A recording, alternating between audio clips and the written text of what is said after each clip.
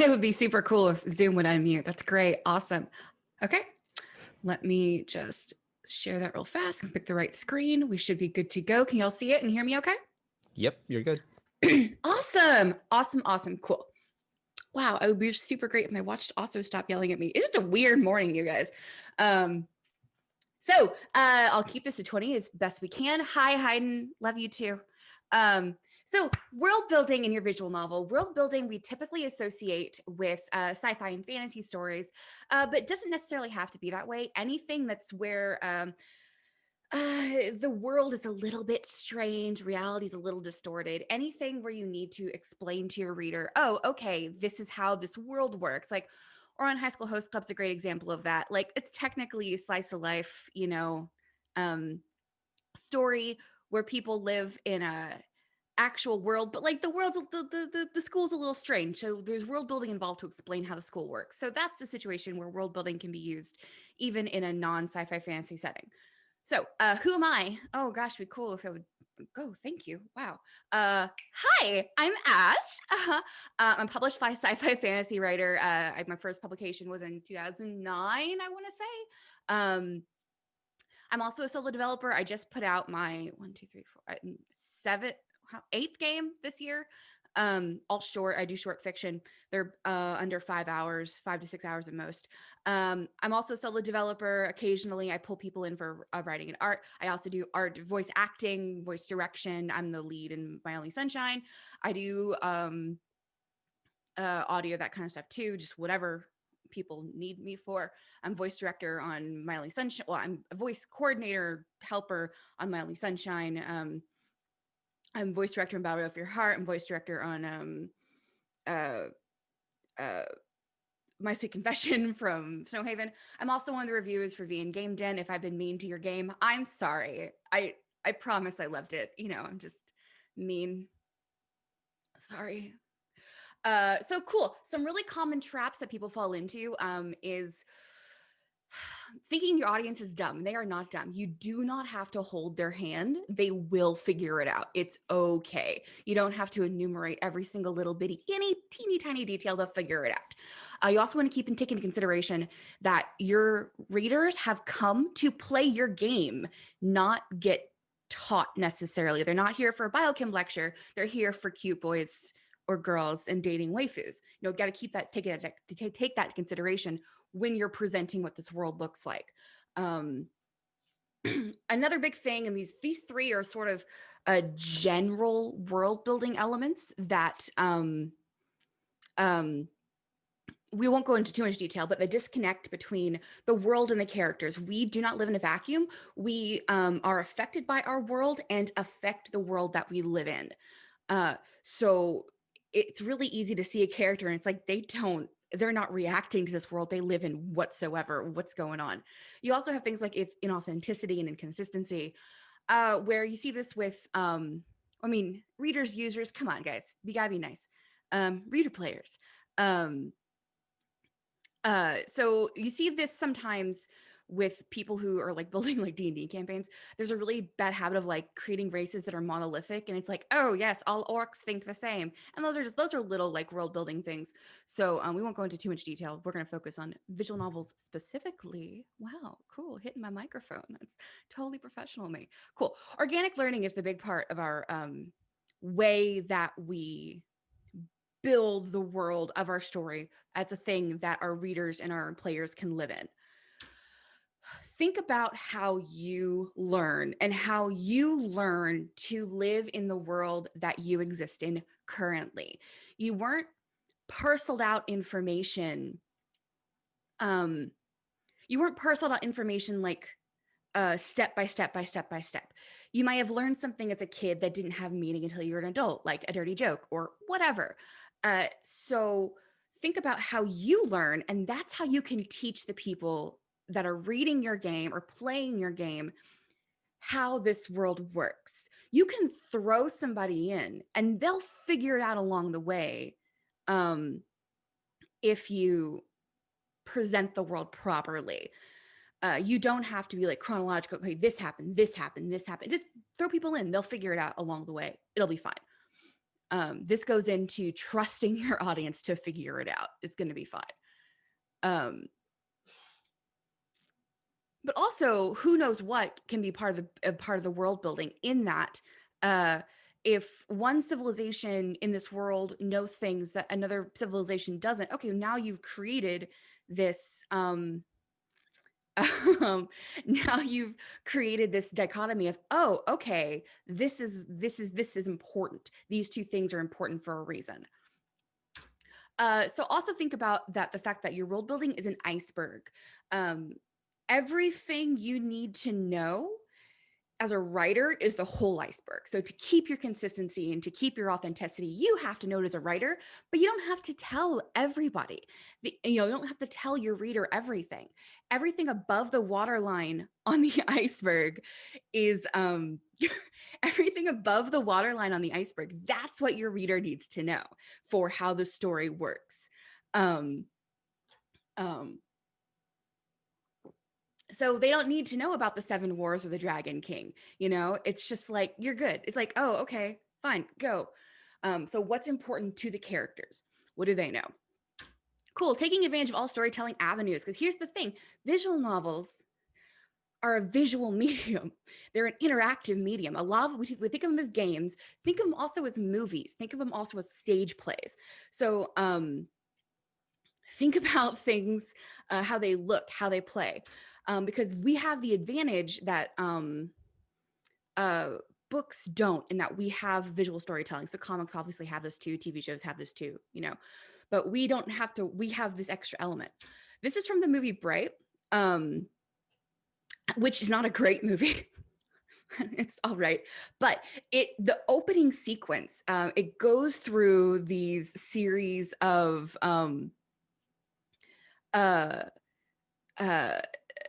graffiti on the walls. And so before the movie even begins, you have all this stuff that they show you. And it's, like I said, not a great movie, but this is like a really, really good example of how that can be used. Same thing at the beginning of Valerian and the City of a Thousand Planets, where it's like, okay, that's not a great movie either, but it's got one of the most incredible opening sequences to tell you everything you need to know about what's happened before the movie's even begun. And it's great.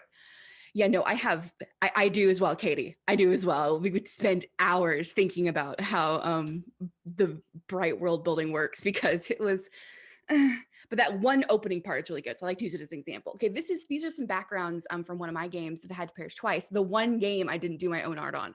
My background artist, Jazzy Hands, did. So great. I specifically asked Katie, and not Katie, sorry, I saw Katie's name in the thing. I specifically asked Jazzy, okay, I want to build a world where we have a combination of alien plants and human plants, and I want this brutalist architecture to show that, okay, the aliens are here, but they didn't really build us nice houses. And so the idea was, okay, oh, we got this pink sky because we totally like destroyed it with, atmospheric fire and stuff. And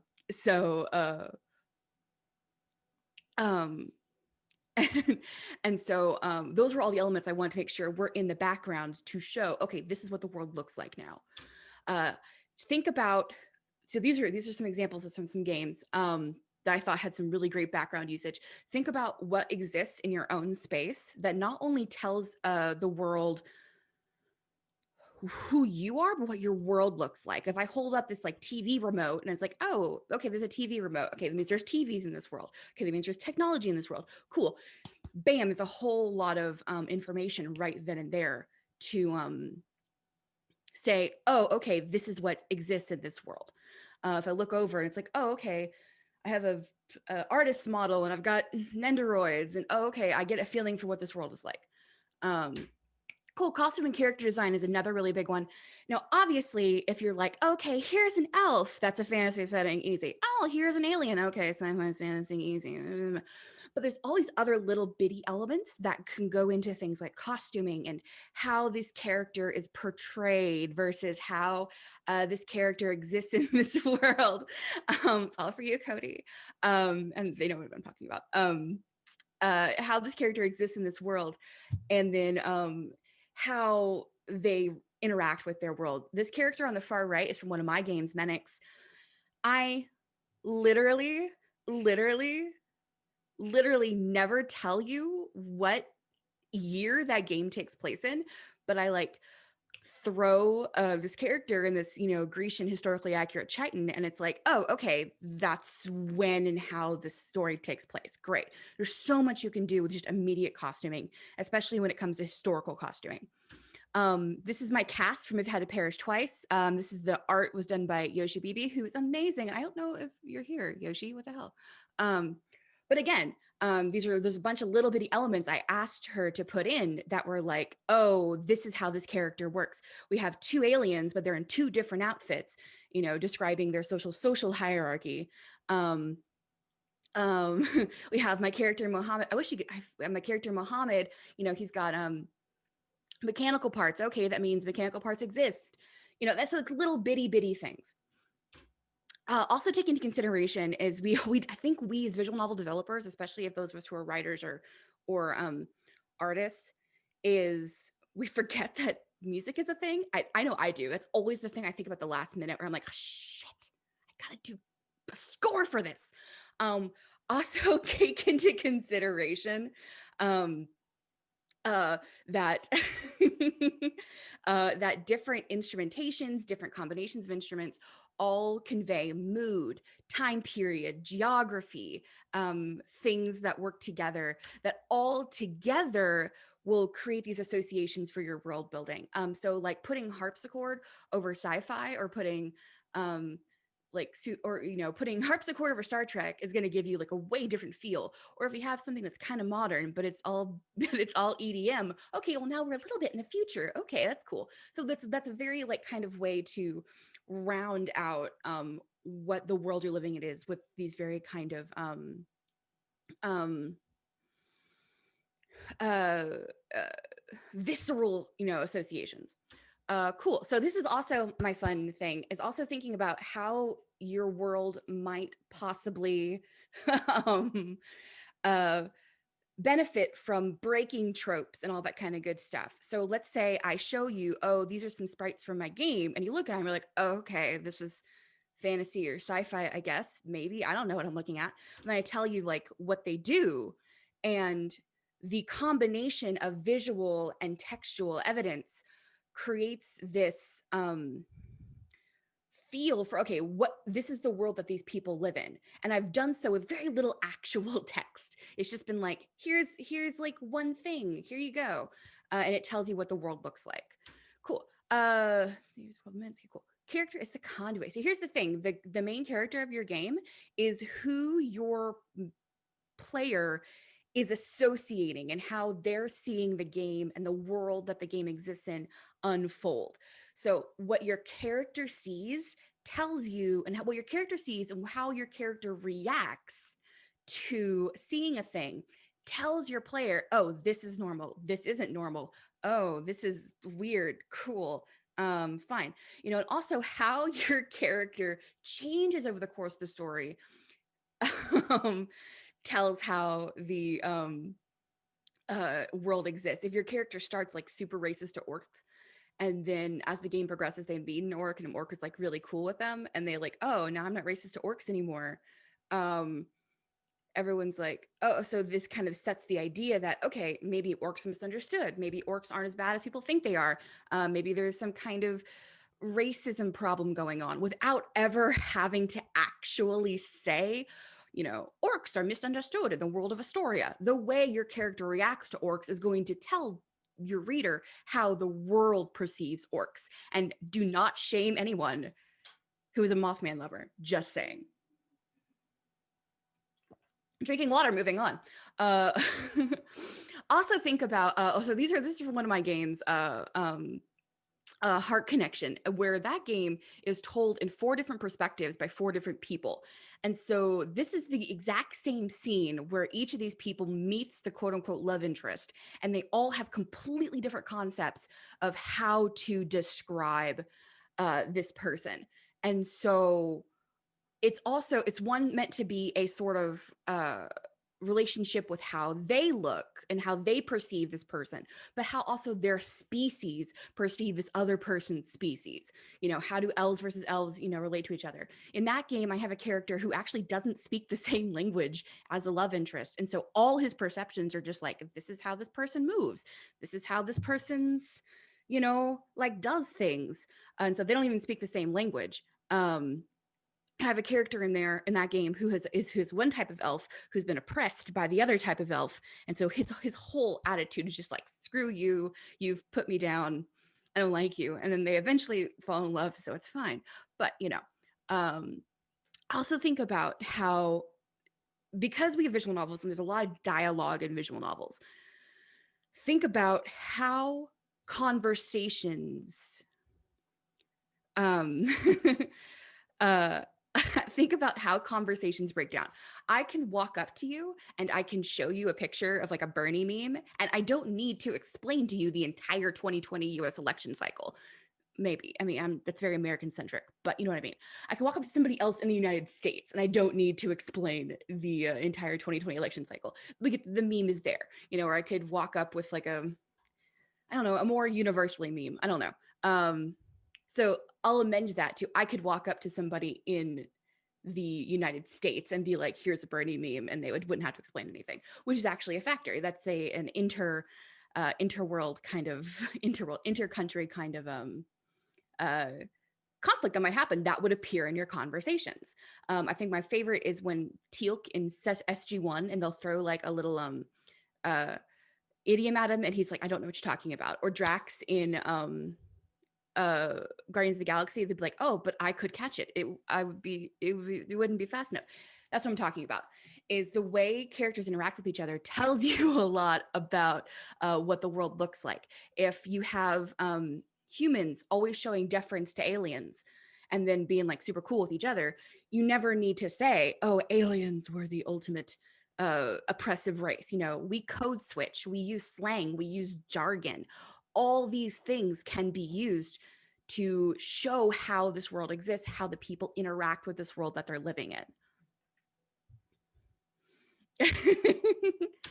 Okay, so, oh good, I'm going fast because I wanted to make sure I was under time, so good. So let's say we're at the very, very end. Yes, Maxi makes a very good point. I will murder all of any of you if your way of showing slang is having someone switch to Spanish only for 2 words. That is not how bilingual people speak.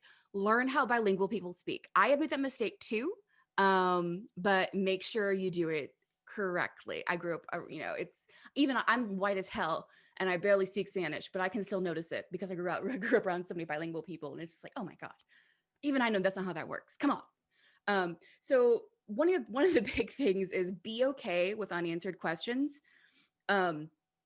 If you didn't get the chance, if you didn't get the chance to come in and talk about the 7 Dragon Wars or whatever, but your story still makes sense and it's fine, it's okay. The people who want to know your deep lore will come and find you. Like, they're gonna pull it from you and be like, I need to know more about this one dude that you just randomly threw into the town. And you're gonna be like, okay, here, friend. So it's okay. It's okay to have places where things didn't get quite covered. That's okay. It's okay. Because like I said, people are coming to play the story. The lore is gravy.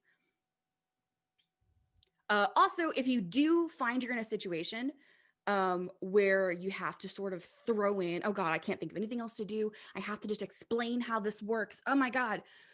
Just be smart about it. Be fun about it. There's a game I just played called A Cottage Story. Super cute. Go play it. I'm suddenly blanking on the dev. I am so sorry, dev of A Cottage Story. They did a really cool thing where they started with a hook, and then they did a little bit of exposition dumping, and then they went back into the game itself. I thought it was a really effective way of getting you into the game and then being like, okay, well, here's what's going on, here's the background, and then getting you back into the game. It was great. Think about the opening sequence of The Fellowship of the Rings where Cate Blanchett is just like talking for a bit, but it's still really, really fun. You still get to watch it and you're like, oh my God, the Witch King, kill him. So think about ways that you can just be creative with these big background lore dumps. And also, because we have the ability to interact and interactivity, we have the ability to do lore behind, kind of sort of gatekeeping in the way we can click on things and be like, oh, okay, you want a glossary? Click, click. Okay, you want a codex? Click, click. Okay, oh, we're gonna throw you into an ancient library and you have the ability to go explore things if you want to. Okay, cool. But you don't want to? Okay, that's cool. Great. Think about RPGs. Think about the way RPGs have like these little books and these little things that are kind of hidden that you don't have to go after if you don't want to. Like maybe you just want to kill stuff. Great. Okay, maybe you just want to romance the cute boys. Okay, cool. But having that thing behind can be a lot of fun. Also think of ways to integrate naturally. I like to use Hitchhiker's Guide as an example. Like any of the formation of Hitchhiker's Guides, they always have those little asides where it's like, this is what the book says. And you're like, oh, okay, that's cool. I know it's just fun. So, oh my God, right on time. Questions. This is my website and this is my Twitter. And you can also find me on Discord. Questiones. That's not a real word. I just threw some syllables together. Okay. We'll wait till the chat stops being overwhelmed. I know. I don't know what's the I just wanted to say cuestiones is a real word. That's an actual word. That's how you say questions in Spanish. It is a word. Is it question? You know what, Maxie, you were absolutely correct. And if I had thought for an extra half of a second, I would have remembered that and realized that. My brain was in like total anglophone right now, and I was just like, oh, okay, throw some syllables. You did amazing. Good job. Thank you. Okay, Hayden. Okay, or Aggie, should you read them out loud? Advice for avoiding under-explaining stuff. I like to give it to other people to read and be like, okay, here's this thing. And if they're like, I don't understand, I go, okay, I didn't explain enough. Or they're stupid, which has happened before. But generally, like, I think about if I was a person reading it from somebody else's perspective, which you can typically only get somebody else to do, it's finding out, okay, did they understand it when I put it in there? And if they didn't, okay, then I need to adjust. And that's the thing. You can really only get somebody else to do that for you because the lore lives in your brain. You're always going to remember everything. Does that make sense? So you're not going to realize, oh, right, I didn't explain how the Bosmari and Kofash exist. Oops. That kind of stuff. So basically getting somebody else to do it is how I have to do it. Usually I throw it at my husband. I'm just like, Alex, here's a thing. And he's like, wait, what? I'll be like, I didn't explain that. All right, cool. Okay, what's next? Asking, how do we stop people from doing the I left a note to read in environment design for more engaging world building, lore mechanics? How do we stop building the I left a note to read? How do we stop people? Okay, well, I mean, I like to think about, notes to read are still fun, but think about how people, okay, so like if I look around my office, for example, like I have some sticky notes. They're just like my Microsoft password. But like I have posters on the wall. I have pin board. I have toys sitting around. And I have a water bottle. I have a printer. It's a matter of what are the little things that make your day-to-day life exist the way it does. I'm trying to think how to answer this better. I left a note to read in an environment design more. It's a matter of letting players draw their own conclusions and being like, oh, I wonder if, and like maybe there's a menu for a Chinese restaurant or something. Think about the little bitty things that exist in our day-to-day world that aren't notes. And what kind of conclusions we can draw from that. I've got this weird metal thing on my desk. What the hell is it? Well, I know what it is, but will your players know what it is? Can they draw conclusions about what it is? Maybe you have a really smart player that's like, oh, that's a secretary desk hinge. Oh, okay. So it's about how to get your player to draw conclusions from like little things. Oh God, what's the next question? Sorry. Let's see. So hold on. So with your character and them reacting with normalcy and all, what about if your protagonist is dumb from a wildly different culture than the setting? Throw that bad boy in. So let's say let's see, character interact with normalcy. It's also going to be how other characters react to them as well. So let's say I don't know shit about anything and I'm walking in and I'm like, oh, what's this? And like I'm asking somebody, what's this thing? And the other character looks at me as a main character and is like, that's a remote control, you idiot.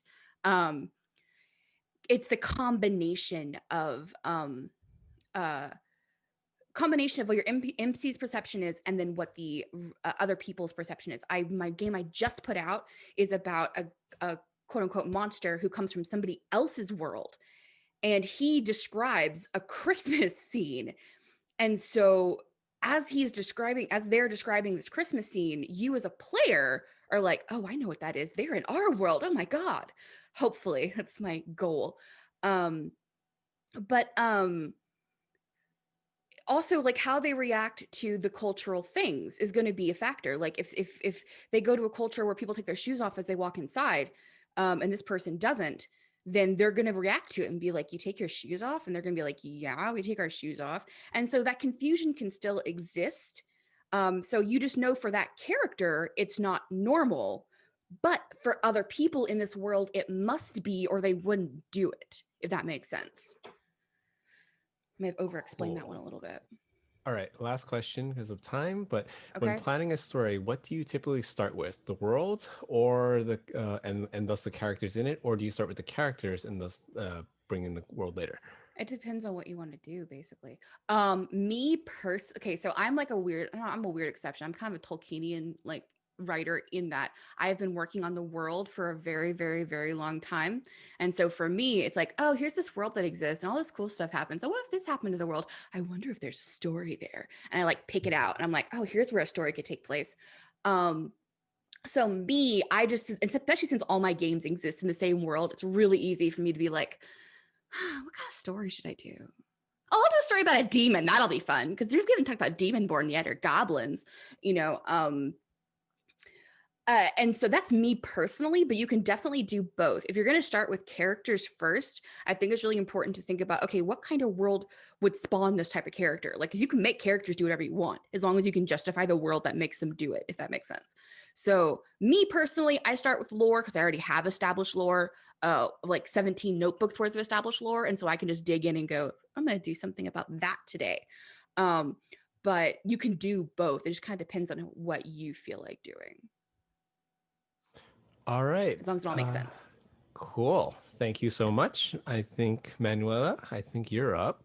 Go, Manuela. I love you. Yeah. I love you too. All my friends are here. This is wild. And everyone else, you can just go into the chat and keep going with the questions because there's literally way too many.